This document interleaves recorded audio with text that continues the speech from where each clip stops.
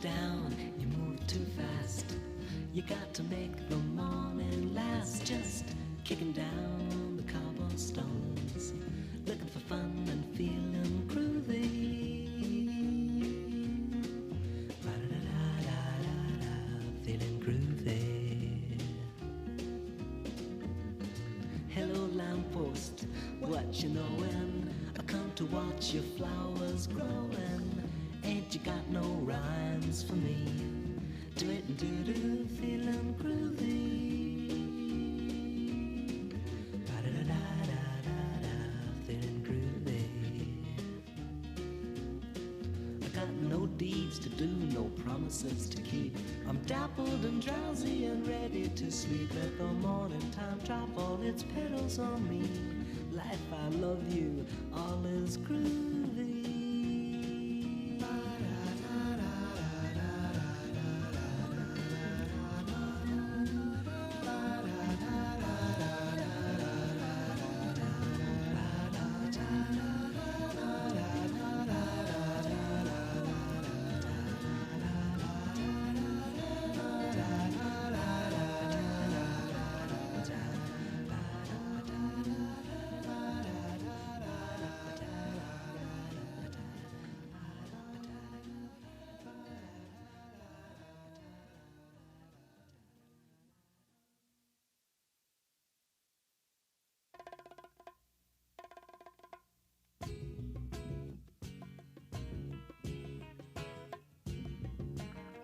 Said, brother,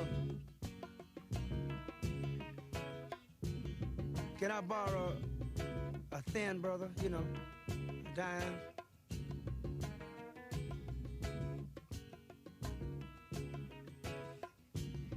Say, sis. I sure like to have this old dime for me so I can get this cup of coffee. Caught me a snack or something. I guess I better quit trying to be hip and get on down. Yeah, man, like, you know. I was born in New York City on a Monday. It seems I was out trying to shoot by Tuesday noon. All the bad cats and the bad hats doing me a real big favor. I got the bad cats and the bad hats playing it on real good. Yeah, the dime boy, give me a shine, boy. Oh, just.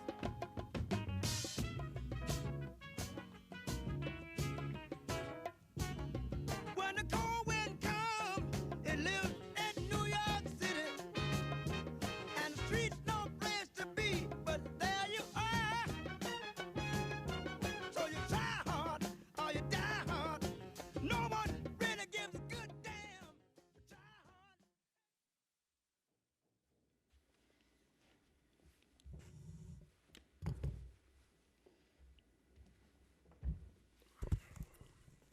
Well, good morning, everybody. Talked a lot the last few days about faith in a season of faith and how we have to keep the faith because we're all doing something together that is so important at this moment, and it really depends on all of us. New Yorkers have really been stepping up, and even though sometimes it's hard to see, it's hard to feel, we are making some real progress. It's because of all of you. It's because of the hard work you're doing with social distancing, with shelter in place. It's because of the changes you've had to make in your life, but you've done it. And you've done it really, really well under very tough circumstances and very fast changes in your life. So faith is when we believe we can get somewhere, and we can get somewhere together. And I want people's faith to be rewarded. I want you to see the fruits of your labors, and today, in a moment, we're going to unveil some really important new information that gives you a sense of how things are progressing and how it directly relates back to what you have been doing, the hard work you've been doing, all of us have been doing. But I want to put it this way. We are now one big team, New York City, all of us, 8.6 million people, all together, one cause, one destiny, we're one team. And when you think about it, this is the most important team you will ever be a part of.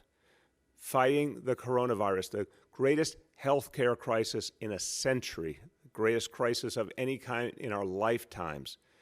We all together need to fight this. So every single one of us is on the same team here. There will never be a moment that's more important to act as a team, to believe that together we can be greater than the sum of the parts. New Yorkers are proving that right now, and I want to thank you for that.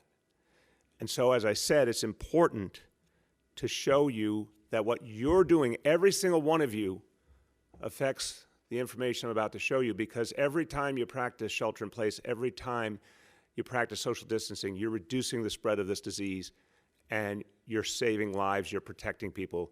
You're reducing the number of people who end up in the hospital, the number of people who end up fighting for their lives in the ICU. You're reducing the number of people who test positive. Your actions will be reflected every single day in the information we provide, and we'll all watch it together and act on it together. So let's go to this new information now and talk through what it means. I talked about it last Thursday when I said we're going to go through phases here. Right now we're in the widespread transmission phase, the one we don't want to be in, where the coronavirus is deep-seated in our communities. We want to end this phase. We want to move forward. But to do that, we have to keep doing the hard work, the shelter in place, the social distancing. We have to keep earning our way out of this. None of us asked for this horrible disease. None of us deserve it. But we still have to fight our way out, earn our way out of it through our actions. So that means staying focused, staying buckled down on the rules that actually work, and continuing to stick to them. No matter what's going on around us, this is the way forward. Now, 3 indicators I said we would roll out today, and you can see them live right now at nyc.gov/coronavirus. I'm going to go over them, but again, this will be information that's always available to you, updated daily, and we'll all watch the progress together. And I want to note right there, I want it to be steady progress. We all want it to be steady progress. It may not always be steady progress, stating the obvious. Sometimes the numbers may go up, sometimes down. We want it to be down a lot, but we can't guarantee every day is going to be perfect. Sometimes one will go up, another one will go down. We got to see them all move down in unison over a prolonged period of time to be able to get to that next phase where we have low-level transmission and we can start on the path to a more normal life. So let's go over these indicators. Number 1 is the daily number of people admitted to hospitals in New York City for suspected COVID-19 conditions. So again, we're going to show you the progression from day to day. And the data I should tell you up front is typically about 48 hours lag between when the information that we're talking about, when the actual admissions to the hospital or the ICU, et cetera, when it happens and when it's reported. And that is because different hospitals report at different times in different ways, and our health department has to get all the data collected and consistent before it's published. So there will be a lag. We're always going to see if we can reduce it, but for now, assume about a 48-hour difference. But it's still going to tell us what we need to know. So for April 11th, that is Saturday, you have 383 people admitted, new hospital admissions for suspected COVID-19.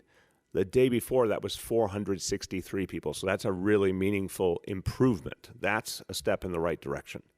The second number, daily number of people in the ICUs across our health and hospitals, that's 11 hospitals, public hospitals, the number of people in the ICUs for suspected COVID-19. So again, going back to April 10th, 857. By April 11th, Saturday, 835. Also moving in the right direction. And then the third indicator, the percentage of people who tested positive for COVID-19. So again, that number, going back to April 10th, 59.3% citywide. By April 11th, 58.1%, moving in the right direction. And then a very specific subset of that, the tests done by our public health lab, and they focus those tests specifically on a certain type of case, and Commissioner and Deputy Commissioner can go over that in detail in a moment. There we see the public health lab testing, again, the same good pattern. April 10th, 80.5% of those tests were coming back positive. By April 11th, 78.4%. So day one of this new effort, I'm pleased to report we do see all the indicators moving in the right direction, moving downward together. This is a very good day. This is day one. Now we got to keep working all together to keep these numbers moving in the right direction. And I want everyone to take it personally. I want you to feel like when you see these numbers are abstractions, but they represent human beings, and they represent the future of the city and what our lives are going to be like. When you see these numbers, take it personally. Recognize this represents the progress that you have achieved, but we've got a lot more to do to keep that progress going, to get to the point where we might be able to ease some of the restrictions and move towards normalcy and have a low transmission dynamic with COVID-19. And I always will keep saying, if we don't get it right, or God forbid this disease resurges, we're going to have to potentially tighten restrictions further. So we don't want that to happen, obviously. Best way to avoid that is to stick with what's working and keep our discipline, and New Yorkers have been absolutely outstanding. So the next topic I want to talk about, this is the question of how we make sure that we address everything we're seeing in this crisis. This crisis has had so many negative effects on so many New Yorkers. But more and more we're finding out just how much there's been a painful disparity. So many people have suffered across all communities. Some communities have suffered very particularly in a disproportionate manner. Now, we know we will get through this. We know this is a crisis that will end at some point. But the disparities that we have now uncovered are deeply, deeply troubling. They reflect historic disparities, and they remind us that we must do something different going forward if we're going to stop these disparities. We can't just see it and consider it something that's unmovable or something we have to live with. We should never live with these kind of disparities. We should fight in every way we can today and in the future to end these disparities. Right now, we have a lot of work to do to address the needs of communities of color right this minute. And what I announced when we put forward the information proving the disparities was a 4-point plan. And I'm going to talk today in more detail about 2 parts of that plan. There will be more announced going forward over the coming days, but I want to start to fill in the information as we have it for everyone.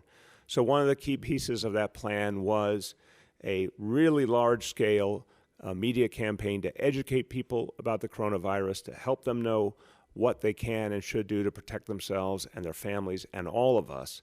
And we had an original campaign that we launched in the middle of March as we were seeing the first deaths from this horrible disease. We launched an $8 million media campaign, TV, radio, digital ads in 15 languages, subway ads in English, Spanish, and Chinese, print ads in 15 languages, $1.5 million of ads that were put in community and ethnic media that are so important in the city and trusted in so many communities. We put that out there to try and really get people a lot of information that a lot of people weren't getting from other sources, to start clarifying what was going on with the coronavirus and how people could respond.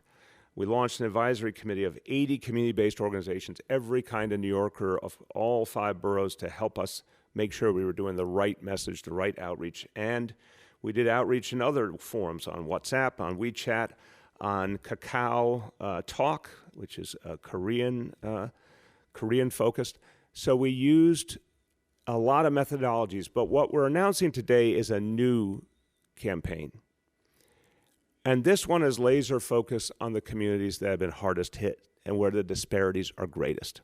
This is going to be a $10 million advertising campaign to not only get the information out again, but to get it out in a deeper way, meaning to focus in a very pinpoint manner on where the need is greatest. So we've targeted 88 zip codes in New York City where we see the most disproportionate negative impact of the coronavirus. That's where the focus will be, to get this information out, to make sure that some of the confusion that everyone's feeling about coronavirus is addressed head on, that some of the myths and misunderstandings are addressed, that people are given more information about what they can do or where they can turn if they need help, and to do it in the languages that so many New Yorkers speak. So again, a $10 million campaign, 88 high-impact, high-need zip codes will be focused on, TV, radio, and digital in 15 languages, but beyond that now, direct mail pieces to homes, giving people information that will go right to their doorstep in a very accessible format.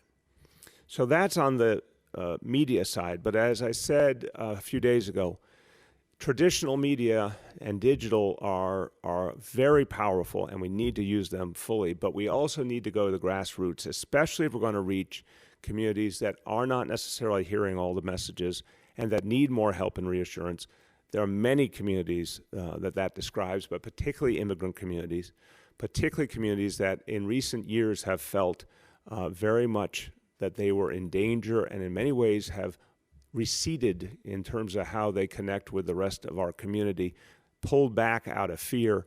We've got to reach out in a really compassionate, open manner to communities that need a lot more information. And some of that has to be done on the front lines. Media alone can't do that. So we're going to be doing to targeted communities. We'll be doing robocalls. We'll be doing live calls from people who have the information, calling directly into households. We'll be doing a texting campaign. We'll make sure at places that people still are going, essential businesses, grocery stores, supermarkets, pharmacies, those grab-and-go meal locations, the 435 locations where people can get free food. We'll have information posted there. We're going to also work with community-based health clinics. And these are organizations that do such important work, and they know their communities, they speak the language, they know the culture. We want to bring them back into this work more deeply. A lot of them have been disrupted in recent weeks. We want to get them back in this. We'll have more to say on that in the coming days. And we want to see ultimately the restarting of the kind of grassroots outreach, literally people out in the community, educating, answering questions. But to do that, we have to keep our healthcare workers safe. We have to have healthcare workers who can move into that type of work and not just be needed at hospitals. And that has everything to do with those indicators I talked about earlier. And we need, of course, the protection for all of them, the PPEs. So a number of pieces have to come together, but our goal is to soon have that grassroots outreach moving to really make sure the information reaches communities deeply and widely, and people feel it, understand it, act on it. This is how we can help protect folks who are really bearing some of the brunt here. Now, speaking of bearing the brunt, I've said many times this is unfortunately not just a healthcare crisis, it's something worse. It is also the greatest economic crisis since the Great Depression. That's what we're seeing unfold right now. And for a lot of us, we used to hear those stories from our parents and grandparents and never thought we'd live through anything even slightly like it.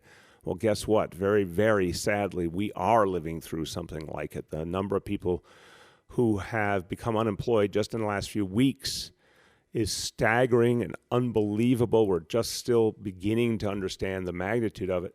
And the only parallel is the Great Depression, and the suddenness with which this happened in some ways was even worse than what happened 80 years ago. So we need to move aggressively, and I'm going to tell you always what the city is doing. There's a lot of things the state needs to do. There's a lot of things the federal government needs to do. The federal government did come along with the stimulus, and that was good because they were important pieces directly for working people, but we need so much more, and we need the next stimulus to happen quickly this month to keep getting support to working people, keep getting support to small businesses, and to the city and state governments that directly support everyday people and protect them. That has to happen.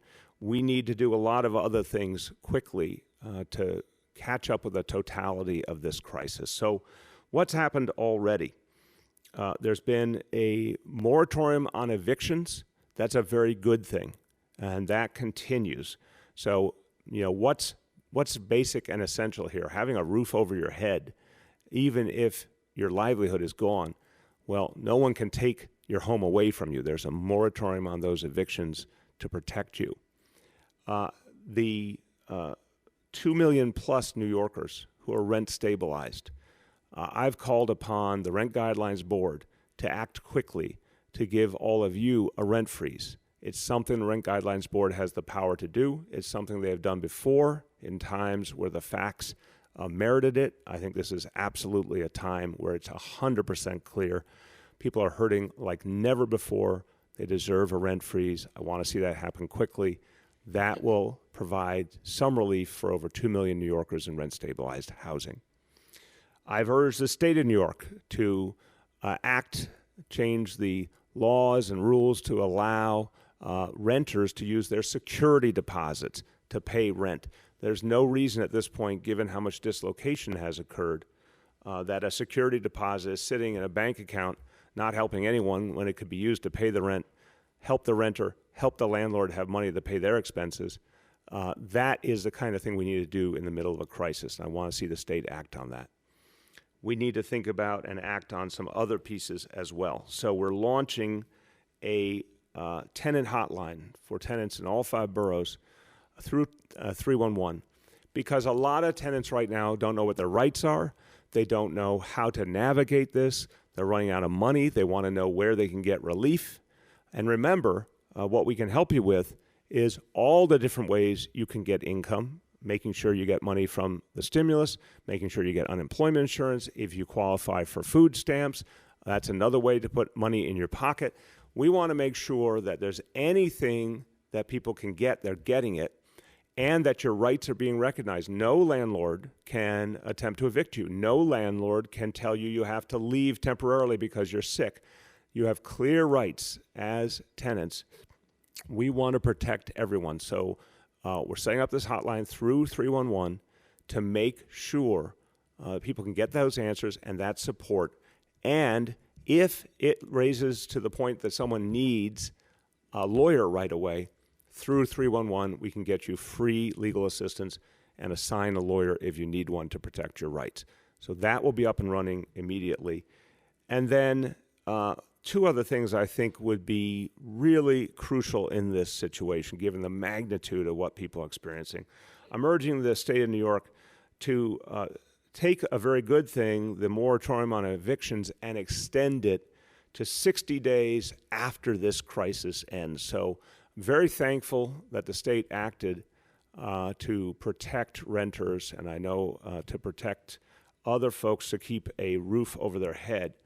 But we need to make sure that that moratorium on evictions doesn't run out, and it doesn't run out prematurely. We need to see this crisis end and then give a grace period to people to protect them so we don't have a horrible situation where we finally get out of the coronavirus crisis and then see a massive wave of evictions. We need a period of time to help people get things back together and to protect them and make sure they still have a home. So the state should act on that right away. And then it's also something I think the state of New York could do that would help everyone. Let tenants who lost their income defer their rent. So if a tenant can document that they lost their job, which I'm so sorry to say so many people can at this point, if you can document you lost your job and you don't have income, give tenants the ability to defer their rent payments and repay over the next 12 months on a payment plan. There's, I think, some clear ways to put this together that protect tenants and respect the rights of landlords and make sure that everyone is whole in the end. But we can't have a situation where folks just have no money and no way to pay, and they're living with that constant insecurity. Let's acknowledge the extent of this crisis and give our tenants a clear way forward. That's something I think the state should do as well as quickly as possible. All right, let me move to a very different topic. And on this one, again, one that we all care about, and one where I can at least give people a little bit of good news as we fight through this crisis together. As we've seen with alternate side parking, folks obviously want to know where we're going with this and want the security of knowing that they don't have to worry about moving their cars. I've always said the one thing I cared about was making sure we didn't end up in a situation where our neighborhoods weren't clean, especially in the middle of a health crisis. I'm happy to say we've been monitoring. Our sanitation department's been out there. The neighborhoods remain clean in large measure because so few people are out and about the way they normally are. So we actually see a level of cleanliness that is the right one for our city. And therefore, I'm announcing we are suspending alternate side parking for another 2 weeks. And this will take us till Tuesday, April 28th. So we're going to continue to update you, but right now, rest assured, no alternate side parking until Tuesday, April 28th. We'll update you again as we get close to that. And to the maximum extent possible, we can give people this relief. I want to do it. Okay, now going back to where I started with how we are making the progress we're making. Look, every single person is a part of this, as I said, and it's not just what you do. What you're doing is working. People are practicing social distancing. They're practicing shelter in place. And, you know, we've sent out a lot of enforcement agents. We've sent out the NYPD, and we've constantly followed up on any concerns, and we're seeing really pretty amazing levels of compliance by New Yorkers. And sometimes when there's a report of a problem and the police show up or another department shows up, folks immediately fix the problem is what we're finding. And that's what we want. So the best way to make sure that everyone observes social distancing and continues to follow these rules for the good of all is to make sure you're doing it yourself. But if you see someone who's not, that I want you to think about that phrase we have used for years about protecting ourselves, in this case from a different enemy, when we say, if you see something, say something. In this instance, I want you to see that you can make a real impact. If someone's not doing the right thing, or if a line is developed that's packed too tight together, if a store is too crowded, if people are gathering someplace they shouldn't be, not practicing social distancing, please let us know right away. This is about saving lives. No one should hesitate. This is about saving lives. Every time we practice these rules, it helps us forward. So you can call 311 at any moment, tell them exactly what you're seeing, where it is, what time you saw it, and we'll send out the NYPD and the other agencies to enforce and fix the situation. And another option is you can go on nyc.gov/coronavirus, and you can just quickly put down just a little bit of information, and that will instantly register so all of our enforcement agencies can get on it right away. And in the next few days, we're going to add another option where you can just submit a photo on the 311 app or the 311 website and just indicate, you know, the location. And just by the virtue of having that photo and knowing what time it was and the location, the NYPD and all our other agencies will be able to act quickly to address the condition. We want to make it easy. We want to make it fast. We want to make sure the enforcement is fast. Everyone has a role to play in this, and we need everyone to help us. You are the eyes and ears. It's your city. It's your fight against the coronavirus. We're all in this together. Letting us know if you see a problem is one of the best ways to contribute to getting us out of this really, really tough phase and on to a better future. So I'll conclude, and then I'll just say a quick few words in Spanish, and we'll turn to our colleagues in the media. But I'll conclude on this important point about being a team. A lot of us are feeling right now the absence of sports. We, you know, so many New Yorkers, we love our teams, we love team sports, we love playing team sports. I'm missing it all the time. I bet a lot of you are missing it all the time. We're not getting to watch the teams we love. But in fact, we are now part of a team. As I said in the beginning, this is the most important team you will ever be a part of in your whole life, right now. And we watch sports, and we have heroes who play on teams that we love, and they do amazing things, and they show strength, and they show resilience, and they do things we thought couldn't be done, and we love them for it. Well, guess what? That's you now. You are actually in the middle of such an extraordinary fight. You get to do the things that you have admired in other people. You get to be the player on the field who makes a difference, who does the extraordinary, who does what people thought couldn't be done. So this is where we are now, all 8.6 million of us on one team. And people have been acting like they're on one team and have been making a huge difference. And we see it already. Those three key indicators, we're all of us going to be able to watch them together. We're all going to be able to talk about what it means. But you saw even on day one that what you've been doing has had an impact, what you've been doing is working.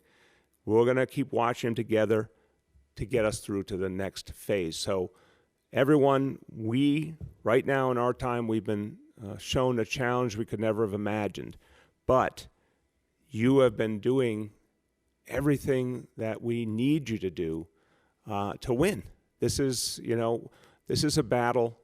This is something we've never seen before, but together we can overcome it. And instead of just saying, here's some vague ideas, we're going to show you the facts that prove we can overcome it and prove what it means for you to be in this game and fighting hard and fighting to win. So thank you for being a team and acting like a team. It's making a huge difference. Just a few words in Spanish. Tenemos que ganar nuestro progreso juntos en esta lucha contra el coronavirus. Ahora, todos los neoyorquinos podrán ver los datos críticos que muestran si estamos ganando esta batalla. La única forma en que podemos ganar es como equipo. Hay que quedarse en casa y trabajar juntos para salvar vidas. With that, we will now turn to our colleagues in the media. And just a quick reminder to folks that we have Dr. Barbeau in the blue room and Dr. Katz and Dr. Daskalakis on the phone. And with that, Andrew Siff from NBC New York is up first. Andrew? Mayor, good morning. Hope you're doing well. Thank you, Andrew. Question about the reported shortage of swabs for COVID tests.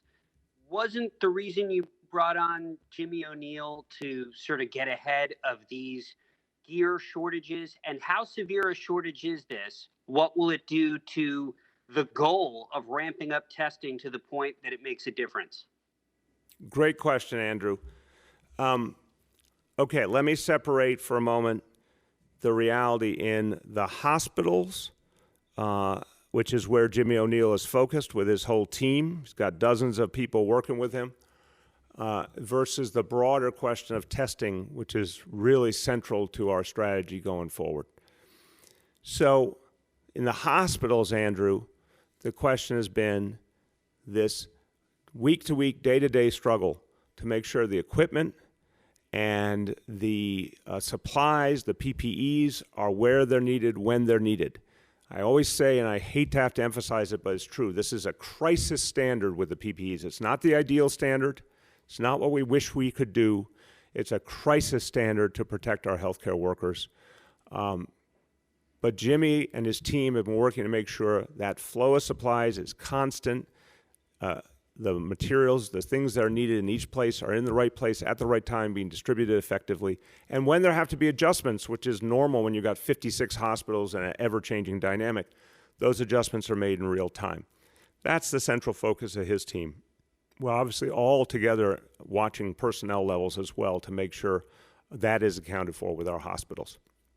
The testing has been in a dynamic of scarcity from day one. The weeks and weeks and weeks that we all pleaded before things got so bad for the testing that could have helped us stave off this disease. The weeks since then, we've been pleading for more testing so we could make more impact. The amounts we've had have caused us to be essentially limited to the patients with the greatest problems who are right now in a life and death situation where the testing was crucial to protecting them. Protecting our healthcare workers, determining who could be on duty, who couldn't be at any given point, and trying to keep as many healthcare workers in the game as possible and making sure those who needed care got it. And the same with our first responders, to make sure that we were handling them and supporting them properly. That's where the emphasis has been. We are now trying, as we see a little bit of progress with this disease, to open up more and more of the testing capacity for strategic use in communities where the need is greatest. Communities have been hardest hit, and the vulnerable individuals within those communities, and we're going to give out more of those details soon. But even that testing, remember, the test kits are one piece of the equation, and they come with lots of components just to make matters more complicated. We need all the pieces, the swabs and everything else. But then you need the personnel to administer them, who are trained, and you need the PPEs. So until very recently, we were struggling to have enough personnel, and we still are fighting that fight, but we hope we'll be able to free up some more personnel for testing. We hope to be able to free up more PPEs, but that, again, is going to be a day-to-day decision. If we can put those pieces together, we can start this grassroots testing in the places that have been hardest hit. But as you can hear in my answer, Andrew, it's still an atmosphere of tremendous scarcity. What we need to get to low transmission, that next phase we all want to get to, is much more widespread testing. And I have appealed consistently to Washington. I spoke to the president yesterday and other key members of the administration, the FEMA administrator and others, to say this is the crucial need if we're going to transcend to the next level and really reduce the presence of this disease. We have not gotten yet any guarantees from Washington about how and when we will get a much greater amount of testing. So right now, I at least want to keep us doing what we're doing, start to get into targeted community testing, but I know that until we get a much more ample supply of testing, we can't sustain what we need to get into that next phase. Next up is Deborah Lee from the Bronx Free Press and Manhattan Times. Deborah Lee. Hey, good morning, everyone. How are you? Hey, Deborah Lee. I want to follow up on that question, and also just generally, as we talk about amplified testing, both in resources and personnel, Mayor and Commissioner Barbeau, the question becomes, when will we have these resources? Because, one thing is pie in the sky in terms of what we need now and what we don't have, what the requests have been. But in order then for us to return to some semblance of normalcy, as per the administration, we'd have to get to zero transmission, and we'd have to really ramp up testing. When you look at it in the light of opening up the city and the region for business, and particularly for schools as well, how can we achieve that with the resources in hand? And then specifically, can you tell us what kind of testing needs to be in place? When you talk to school leaders, they talk about these buildings having to be safe, with their gathering spaces for the community, for families, for parents, for teachers. How will you, in fact, be able to assure that come September, if that's the end goal now, that these buildings will be that? What will testing look like at that point when you have strangers coming in and out of the buildings all the time? Great question. I'll start, and I know Dr. Barbeau will certainly want to comment on this. So, Deborah Lee, you've done your homework, obviously. I think you really framed it powerfully. Okay, so first of all, what I talked about last week with the phases, from widespread transmission now to low-level transmission to, you're right, zero, no transmission, effectively no cases or only very occasionally. Dr. Barbeau has said from the beginning to give us some guidepost, and we all understand it could change, but she said, look, September is a viable thing to be talking about, really getting back to normal, but no one's guaranteeing that. We're saying it's something we can shoot for that we think is realistic. And remember, when we talked about coming out of the current phase, this month we're going to be, unfortunately, in the widespread transmission no matter what. Next month, undoubtedly, for some of May, if not all of May, we'll still be in widespread transmission. We'll go into June. I hope we're either already moving out or start to move out in June. This puts, again, you raise the issue of the schools. This puts the schools' point in perspective again, given that it's so unclear when we even start on that pathway to low-level transmission. This is another reason why it makes sense to keep our schools closed. But then you talk about what would it look like. Well, we keep demanding a real timeline from the federal government. And look, unfortunately, from what we know right now, for the kind of level of testing we would need, really widespread, federal government is the only place where we could get the impact we need. We're working on the private market and every other tool we can find, but to really guarantee a constant supply, the federal government's going to have to do something very different than what they've done so far. It's clear they're still not using the Defense Production Act to the maximum. It's clear there's still not the level of coordination that we need to see on the federal level. We need to know that a lot of testing is coming and it'll be sustained. I don't think any of us believe that's happening, in the next few weeks. I think that's something that looks like a month or more away. And we just don't have clean answers on it. But it can be done. It's a matter of, using all their powers to make it happen. Because again, Deborah Lee, here is the fallacy. If the President of the United States or anyone else wants a recovery, and we all want it, right? But if you're serious about it, you can't do it without widespread testing. You cannot have a real recovery if you can't test people and you can't get this horrible widespread situation reduced so we can get down to low level. If you don't get down to low level, you're not going to have recovery. If your hospitals are constantly on the verge of being overwhelmed, you're not going to get a recovery. If your cities and states can't function, can't provide basic services because we're still in the middle of crisis and there's no revenue, you can't get to a recovery. You actually have to get the healthcare part of this equation right to be able to get the rest of the economic equation right. And I fear a lot of the time hearing the president and some others in Washington that they kind of want to skip a step and say, hey, let's just reopen, regardless of what it's going to take. And I think if you listen to some of the really great health experts, including Dr. Fauci, you hear the constant warning, get it right. Do not take your foot off the gas. Do not jump the gun, or you'll regret it when this disease reasserts. So that is my way of saying to you, to actually get to the day where we can get to low-level transmission that takes a lot of testing, so that anytime you need to test anyone, anytime you need to test people you're tracing in a group of people like those disease detectives from Department of Health do, they need a test available. You know, anytime we're trying to make sure that someone who has been in quarantine or isolation can come out, you need a test available. We have to be able to have it when we need it. That would then put us on the pathway to showing that transmission had gotten so low that you could have confidence in doing things like reopening schools in September. Doctor.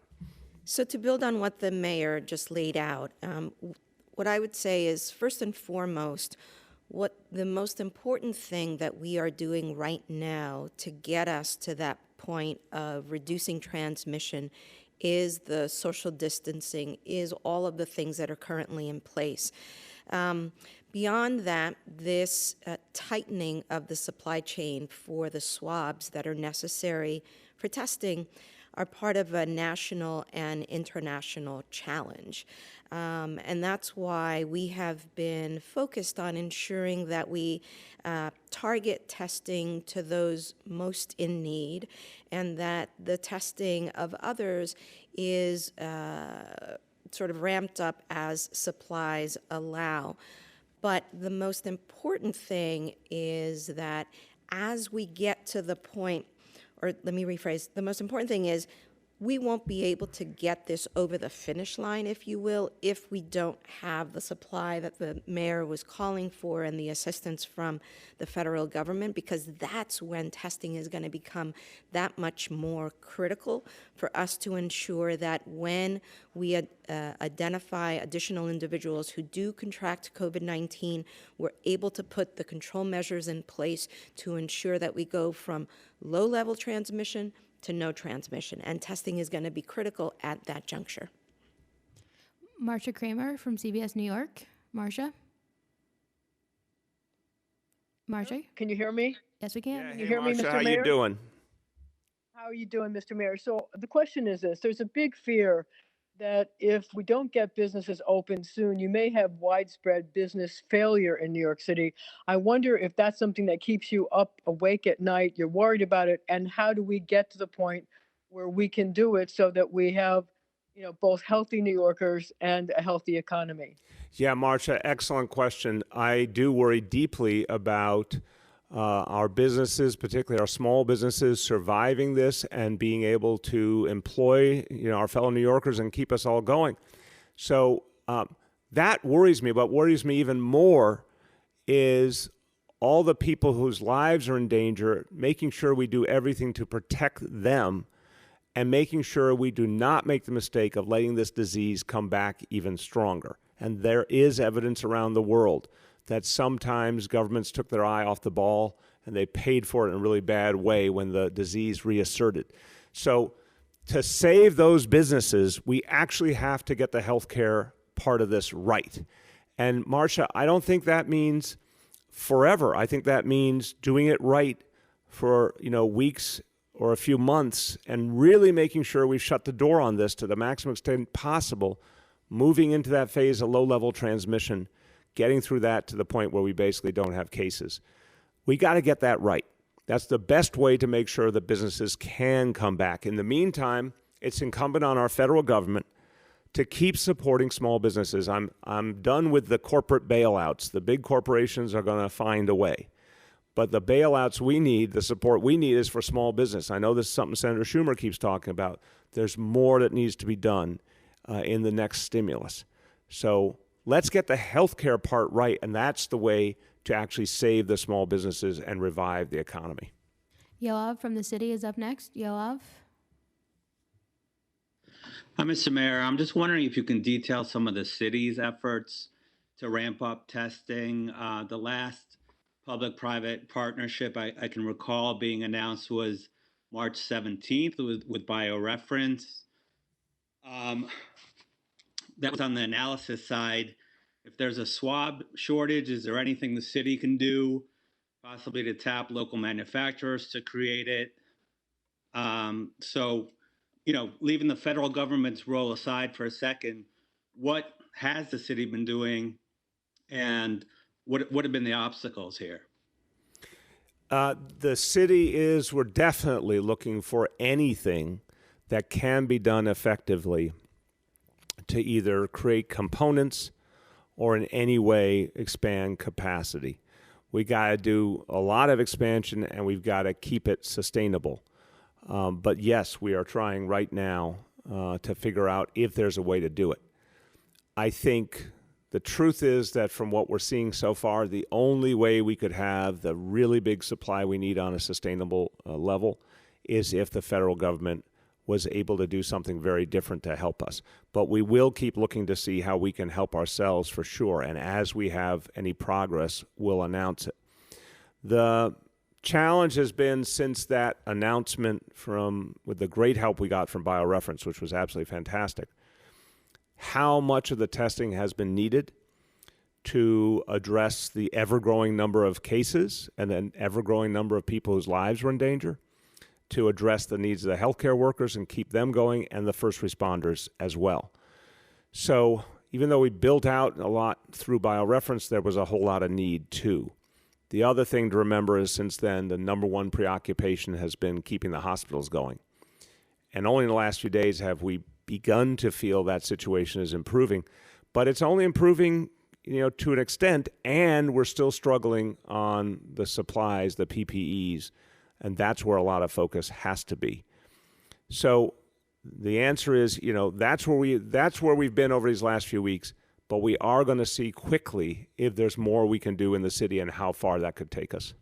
Katie from the Wall Street Journal is up next. Katie? Katie, can you hear us? Can you hear me? Yes. Hi, thanks, Olivia, and thanks, Mayor de Blasio. My question, and I've kind of asked this previously, but hearing again about the increased advertising and the robocalls in 15 languages to communities, particularly the most vulnerable communities, I'm so struck by how late it all seems, and I want to know, Mayor, why this wasn't done a month ago, why this wasn't done sooner. You look at the number of the sick and the dead and the communities, and I just can't help but think that this all feels a little late when it could have been done a month ago. And I just want to know why. The city knows which communities are their most vulnerable. They know the languages people speak. They know the healthcare realities that they have. So can you just explain to listeners and to viewers why now and not last month or not even 2 weeks ago? Well, Katie, again, I said just a few minutes ago that the first major campaign was mid-March, and it was an $8 million campaign. So clearly in 15 different languages, and much of it was in community and ethnic media. So in fact, it did happen right as we were seeing this crisis take a new direction. That's when that happened. This new one is targeted even further, given what we've learned in the last days. In addition, the central thrust over the last few weeks has been to protect the people of the communities hardest hit by protecting the hospitals that serve them, the public hospitals and the independent hospitals. The last few weeks have been day to day, hour to hour, making sure we had the ventilators, the supplies, the doctors, the nurses, the healthcare workers where we needed them, when we needed them, in a crisis that took on an extraordinarily fast trajectory. That was how we could make sure to save the lives that could be saved, and that's always been the The core guiding light here is save every life that can be saved. So that's where a huge amount of time, energy, and resources went. And again, it builds upon, thank God, the billions of dollars we put into our public health system to save H&H years ago that now has given us a foundation to be able to save lives here and now. But no, we've been out there with these messages deeply into communities. We're targeting them even more now, and we're going to keep fighting with everything we've got. We're going to try and get the new testing out there, again, with the clear understanding it depends on the supplies, the PPEs, the personnel. But everything has been about trying to get what we need to keep things going and protect the healthcare, and protect particularly the hospitals that save lives. Bridget from WNYC is up next. Bridget? Good morning, Mr. Mayor. There was a lot of reporting over the weekend about the decision to close schools for the rest of the school year. You said the decision was made. The governor said the decision wasn't official. You two haven't appeared together since March 2nd. Respectfully, what do you think went wrong in terms of the communication in this particular case? And respectfully, what's the way forward so that your messages are in sync and New Yorkers don't have to experience the disorientation they feel when you're saying different things? Yeah, Bridget, respectfully back. As I've said many times, the vast majority of issues, the city and state have been absolutely on the same page. Again, you guys will report on the exceptional. I understand that, but I'm going to strongly ask you to look at the whole trajectory through February, March, April, where the city and state, and we've all been talking constantly, have agreed on directions together constantly.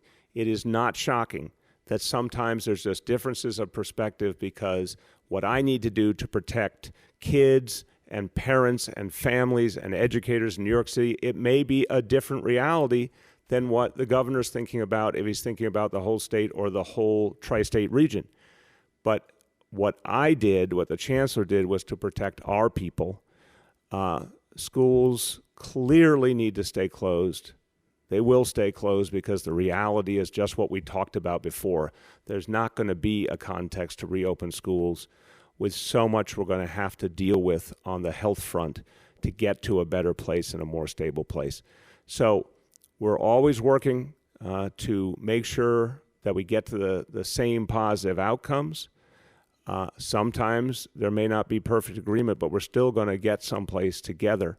And I actually think respectfully, I think the media is very sensitive on this topic. I think everyday people just want to know where are we ultimately going to go. And I'm telling you, the schools are not going to open because it won't be safe to open them.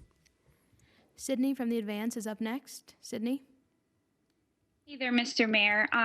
Borough President James Otto said over the weekend that you agreed to send more medical staff supplies and coronavirus testing to Rumsey and SIUH. Can you tell us a little bit more details about these commitments? What specifically are you sending, when they'll be arriving at the hospitals, and also why it took you so long to commit to sending these things to Staten Island? Sydney, and just one more. Sydney, it didn't take long. And again, I think very highly of the borough president. We've had this conversation, he and I, over many days. Every single time, and Dr. Barbeau will attest to this, every time the borough president has said there's a certain supply needed, we've made sure the supply got where it was needed, or we've made sure that the state or FEMA or someone was getting the supplies where they needed. The personnel situation we've been working on, that's been a hard situation for everyone because we're still trying to get more personnel. But no, I'm sorry, I'm just not accepting the way you're phrasing the question. Staten Island has been a priority with all the other boroughs to get constant supplies, PPEs, ventilators, whatever hospitals have needed. And every time I've checked in on what's going on with the Staten Island hospitals, I keep getting the report back that they, like everyone else, have been sent all of these basic supplies. What everyone is grappling with is that it is not the standard any of us want to be living with, which is to go back to a kind of peacetime standard. We're on this crisis standard. No one loves living this way, but all hospitals are being supplied and served. Gloria from New York One is up next. Gloria? Gloria, can you hear us? Yes, can you hear me? Yes, we can. Okay. I have a question from my colleagues who are covering the education beat during this time, and they're specifically wondering, the UFT has said that they have knowledge of at least 40 school staff that have passed away as a result of coronavirus, but the Department of Education has not released any data or any numbers about it. So what is taking so long? How are you tracking deaths within the DOE? And why hasn't the information been released yet? Yeah, and Gloria, every piece of information that we have that's been confirmed should be released, exactly as we're doing today with the new indicators. So the chancellor is not on the phone with us, but the bottom line always is that once something's confirmed, we want it released. So I'm told that today the DOE will put out an update. It's a very painful update. I mean, this is about people who are beloved in their school communities and have done so much good, and now they're gone. But today the DOE is going to give that update. Aaron from Politico is up next. Aaron? Mr. Mayor, on the school closing or opening issue, I heard you say they will remain closed and that, most people just want to know what the outcome is going to be, which is definitely true. So can you explain, it would seem in normal circumstances, at least, the schools are controlled by the mayor. If you say they're closed, they're going to be closed. Have you done any kind of analysis as to whether there's anything in the governor's emergency powers or any other contingency that could require them to open? Or as far as you understand, is your authority simply to close them because they work for you? Appreciate the question, Aaron. And I think it's a real question, but I also think in many ways it's a hypothetical question. I'll tell you why. Because the health reality, the safety reality is just overwhelmingly clear. In the final analysis, we have to protect our kids, our parents, our families, and our educators. The only way we can do that with assurance is to keep our schools closed. The only way we can help make sure that we actually get out of this horrible phase of this disease is to keep our schools closed. Now think about it this way. Who is presenting the opposite view? Well, I'll tell you, when I talk to national and local healthcare leaders, they all say keep the schools closed. When I talk to educators and union leaders, they say keep the schools closed. When I talk to all the people who have been in the middle of fighting this crisis and want to see us turn the corner and beat back the coronavirus, they say, keep the schools closed. I literally don't hear any voice saying we need to open these schools in the middle of so much insecurity and such a huge fight. I don't hear anyone saying, oh, don't worry, it's going to be fine, it's going to be safe for 1.1 million kids. So I understand the question, but I'm only going to say it this way. I think in real terms, in practical terms, like bottom line, the schools are not going to reopen. Jeff Mays from the New York Times is up next. Jeff? Good morning, Mr. Mayor. Just a quick question on the disparities, your plan to address the coronavirus disparities. I wanted to ask, is there any other plans to do things such as increase access to healthcare for people in these underserved communities, or provide more PPE to sort of the frontline workers who tend to be from some of these underserved communities? What else are you going to do other than the ad campaign to address these health disparities? Okay, so Jeff, you'll remember that we said there were 4 points to what we were doing right away. Protecting and continuing to support the public hospitals that have borne the brunt of this, Elmhurst being the most prominent, but many others as well. Making sure they had the personnel they needed. We've gotten a lot of those military medical personnel to them, hundreds, which has been very, very helpful, given some relief and support. Getting a lot more contract personnel in there. That's been thousands. Making sure they have the supplies, the PPEs, the ventilators, anything and everything to protect the public hospitals that are really at the front line, the tip of the spear of addressing the disparities, and obviously true for a lot of the independent hospitals as well, and we're supporting them directly to make sure they can keep doing their work. So this is the most important piece of the equation. If you're going to fight disparities, you have to actually ensure that the hospitals that have borne the brunt and historically didn't have enough, because this is a blunt truth about the disparity. These are all the hospitals that were under-resourced for decades and have borne the brunt of this crisis, but all the disparities for years and years before. As I said the other day, we put billions of dollars way before this crisis into saving health in hospitals, saving our public hospitals. Thank God that was done, because now those hospitals can be in the lead of this fight. Second, to make sure we were communicating more deeply, more in a targeted fashion to the parts of the city, to parts of the community that needed even more communication. Third, the grassroots outreach that I described, which ideally is going to take a very direct physical form in the meantime, will be, through things like texting and direct phone calls into individual households to help them get information, to have a way to get guidance. Fourth, to do the telehealth model on a much deeper level. So anyone, but particularly folks who are in communities that have really suffered particularly and need more information, need more guidance, need a health professional to talk to, that they can reach someone readily at a broad range of hours a day and get the help they need. So that's the immediate plan. But it is connected to years of trying to shift, and I told you, billions of dollars redistributed towards communities of greatest need.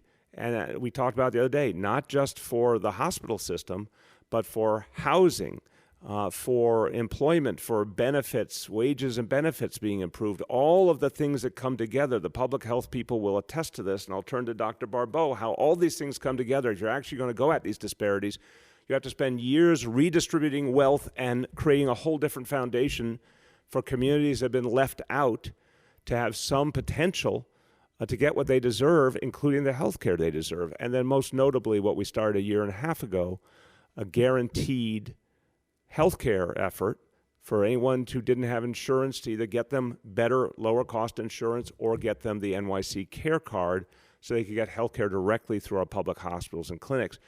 Physical health, mental health, obviously the entire Thrive initiative has been about getting mental health services to people who never had them, who never could afford them. That has been working on a big scale. The demand for Thrive mental health services is skyrocketing, unfortunately, sadly, because of this crisis. But no one has to pay for those services. You know that mental health services used to be largely for those who were well off, and those who did not have money didn't get mental health care. Thrive has been changing that. It's particularly true now. So all of these things are about addressing disparities in the health care. We've got all the things we did before. We've got the things we've announced more. And then as we look to recovery, we have to continue to change this city. We have to see the recovery effort as a fundamental moment for further redistribution and further equalizing and creating a fairer and more just city. We cannot just take a bad, broken status quo and repeat it again. We've got to do something different. So we're going to go through all of these stages rapidly, but anything that we have that we can use to help people, we're going to. And you made the point about the PPEs.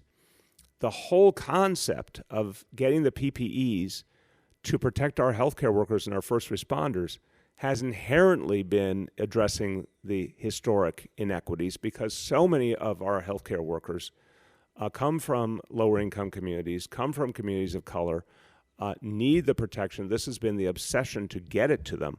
We want to get it even more widely out into our workforce and into communities, but the first thing has been to protect our healthcare workforce and our first responders so that everything else can happen. Dr. Barbeau? So, Mr. Mayor, just to add to what you laid out so comprehensively, is that in tackling the inequities, it's not enough to deal with what is on the surface, but it's also important to deal with the underlying drivers. And so the fact that there has been attention paid to supporting the infrastructure, the healthcare infrastructure that serves communities of color and serves poor people in this city, and the infusion of support to health and hospitals, the infusion of support to the underlying educational system, all of those things really drive to support an equity agenda. You know, the sad reality is that these inequities have been for generations hard-baked into the way in which this city works, and undoing those takes much more than just dealing with what's on the surface. Doesn't mean, of course, we don't deal with what's on the surface, but if you don't deal with what's underlying it, then we're always going to have those inequities. And so this equity plan that we're laying out that the mayor really talked about is going to be a phased approach, and there are going to be more components to it, but we're starting here and now with doubling down on the direct mailings, on the robocalls, and we're ensuring that we leverage the trusted voices of the community-based organizations that serve these communities so that we can then go even further into delivering the message that's going to help to save lives. Last two, Anna from the Daily News. Anna. Hi, Mr. Mayor. Can you hear me? Yes, Anna, how you doing? I'm good. I hope you're doing well too. I wanted to know if whether the correction commissioner, if there's any reason why Commissioner Brand hasn't spoken publicly about the pandemic, given what's happening at Rikers and just the high rates of infection and the number of workers and inmates who have gotten sick and died. She doesn't appear to be at any briefings, and I don't think she's ever appeared on television speaking about it. So you address that? Sure, Anna. Of course, I don't know everything about her schedule. I know about her work.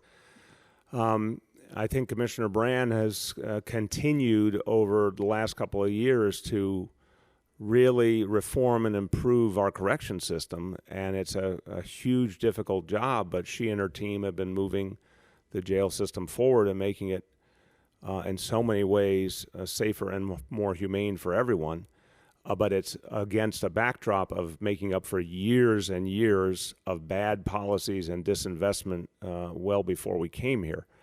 In this crisis, I know she's been working very closely with Dr. Katz and everyone from Correctional Health to make sure that health care is provided. She's been working with our team here at City Hall and with the NYPD on determining what were the appropriate releases of inmates, which is now a number somewhere in the neighborhood of 1,200 who have been released, including those released with the agreement of the state and the DAs. Everything to ensure that inmates who needed to be, as they were released, were handled properly, supervised, got into isolation if they needed that, got the health care they need. She's been in the middle of all this and leading through all this. So whether she is, a public face all the time or not, I just don't know how and when she addresses the press. But I can see her work and am very, very sure it's effective. Certainly want to make sure if she's got something that she wants to say publicly, she gets the opportunity to do it. But that's why, I'm convinced, having watched what's happened, that the work that we need done is being done. Last question goes to Henry from Bloomberg. Henry? Yes. How are you, Mr. Mayor? Hey, Henry. I want to get, hi. I want to get back to the subject of these neighborhoods that have had a disparate impact.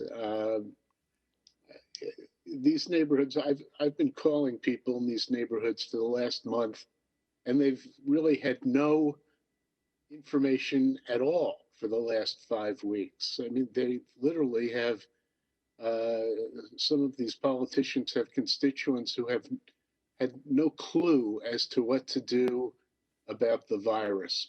People were getting sick. But my question really goes to the neighborhood clinics, where you set up this health system and you touted it very highly that you were going to save the public hospital system by going into the neighborhoods and having clinics. And when this crisis hit, the clinics were gone and people couldn't walk to get medical care. So they stayed at home and their conditions became much more acute, and they wound up overwhelming hospital emergency rooms. Isn't this a complete reversal of what you saw as the salvation of the public health system in New York? No, it's not. It is a response to an unprecedented global health crisis. And I'll start, and then Dr. Katz is on the line, and he can add, and if Dr. Barbeau wants to add as well. First of all, Henry, just following the track of what you said, obviously we've been incessantly trying to get information out very, very broadly. And on the one hand, there's been a nonstop flow of information, whether it's these daily briefings or all the outreach that the city government does in so many ways to make information available to people. We've actually asked the elected officials, community organizations, faith organizations, everyone to be our partners in getting information out, as well as the advertising, the other ways we get information out. I think there's been a lot put out. I think it's true, however, that with an ever-changing crisis and a confusing reality, because there's no one on earth who fully understands the coronavirus, that some of the information still needs to be amplified, clarified, done in other languages, reached in a more targeted fashion. That's what we're doing now. But there's no question about how intense and total the basic effort has been to get good information out, including a lot of direction. I've heard Dr. Barbeau say in English and Spanish more times than I could count in the last few months exactly how people should address the situation personally in their family, in their lives. So that's been happening. We're going to just do more and more targeted all the time.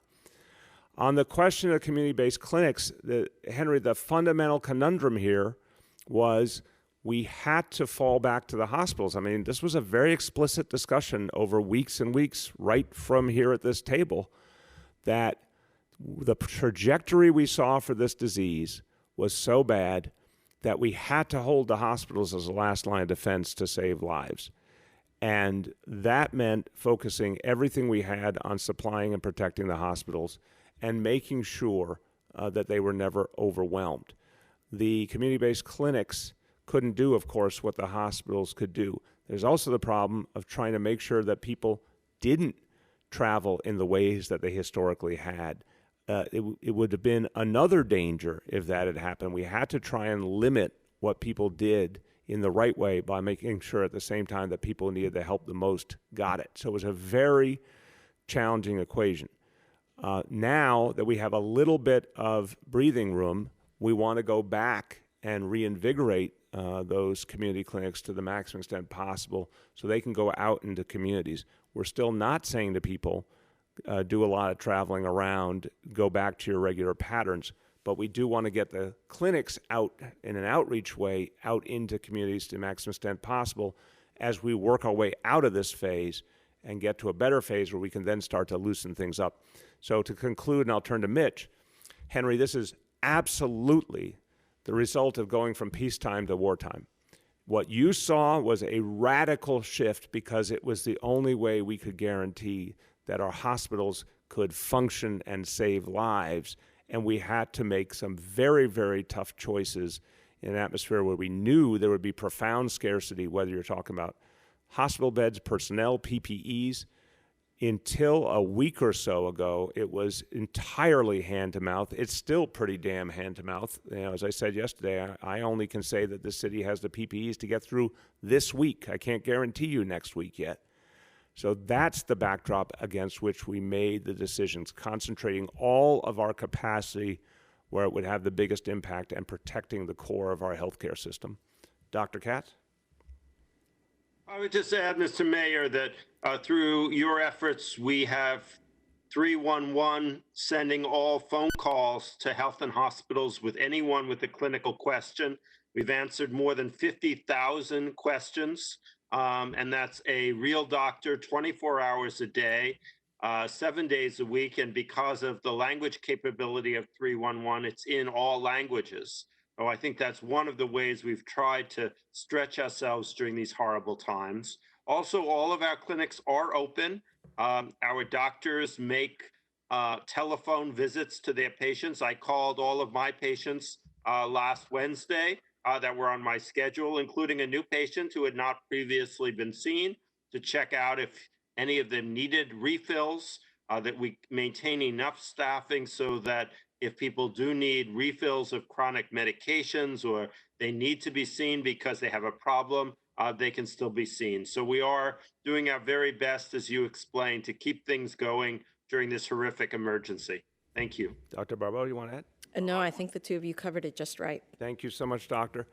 Everyone, thank you. Again, I'll conclude with the point that we have today, for the first time, these new indicators that are going to give us a very clear picture of what's really happening and where we are going. Today, you can see, thankfully, thank God, some proof we're going in the right direction, but we got a lot more to do. And finishing on that point of team, when you're on a team, there's that feeling, that very good feeling, that sense of camaraderie, that sense of everyone pulling together. We're all used to thinking as individuals, but when you're on a team, you think about something bigger. That's what I see New Yorkers doing more and more. And sometimes you see, if you're a sports fan, you see a team that's got some good players on it, but somehow achieve something even greater than you would think that group of players could achieve, greater than the sum of the parts. Well, New Yorkers were already great, but you're achieving something even greater with the way you're working as a team. We are really moving mountains right now because people are sticking with social distancing, sticking with shelter in place. It's not easy. We've been really clear it's not going to be easy, but you can do it. You've proven you can do it. And God bless you all. Keep going. Thank you.